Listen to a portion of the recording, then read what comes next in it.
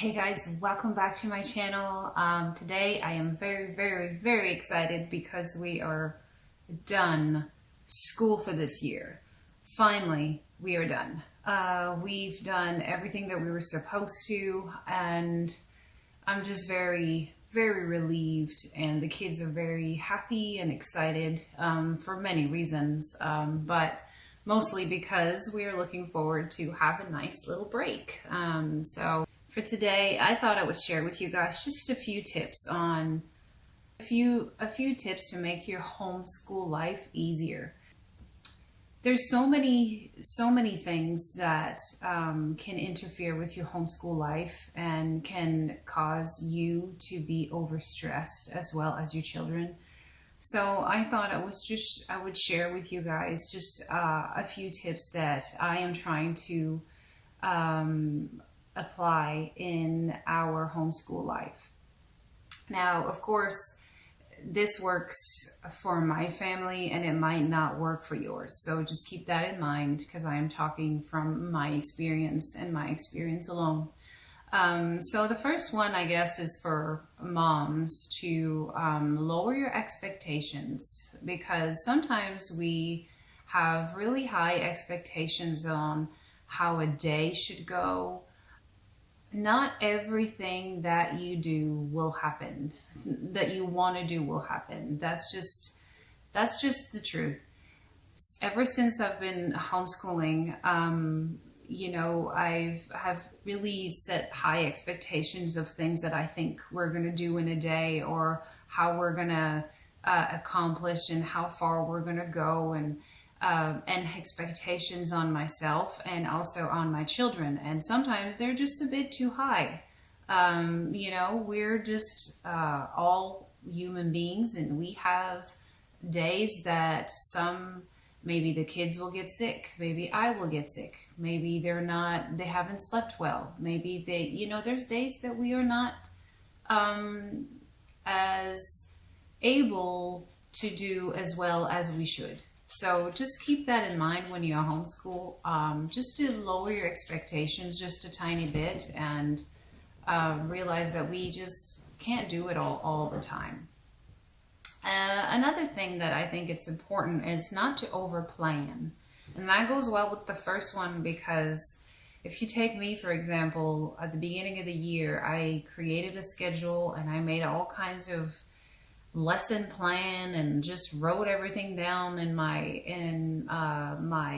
folder and of lessons I wanted to do every day. And just over planning will not make homeschooling life fun or easy or doable, just to be honest. Because if you over plan stuff, you just feel so stressed, and because you think that you are behind because you didn't do all the things that you wrote down. So lower your expectations, and over planning is two of the things that I've been guilty of the past, and I'm really trying not to do. Another thing that's important are the curriculums, and I'm going to explain what I mean by that. When you get curriculums and you're all excited to start your new year of school, you look at all the pages and it looks so good, but at the end of the year, you're just very weary and a bit tired, and it is okay. I'm going to say it again. It is absolutely okay for you not to do every single page of that curriculum. You're the mom, you're the teacher, you know what your children have accomplished throughout the years. You know how fast they learn and how they learn.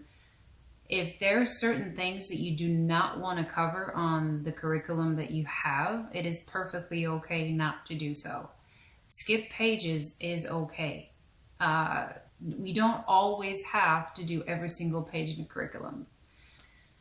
Another thing too that has helped in the past, and if you have a lot of children and you're trying to homeschool all your children at once, is it's okay to give them little worksheet to print for them to do that they already know how to do well, but they love it. It is okay for them to do that. Sometimes mama needs a break, or she needs to help another child with something else.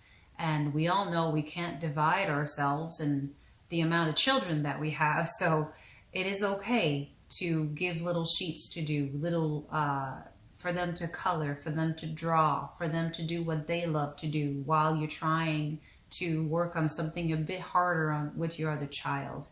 It is perfectly okay.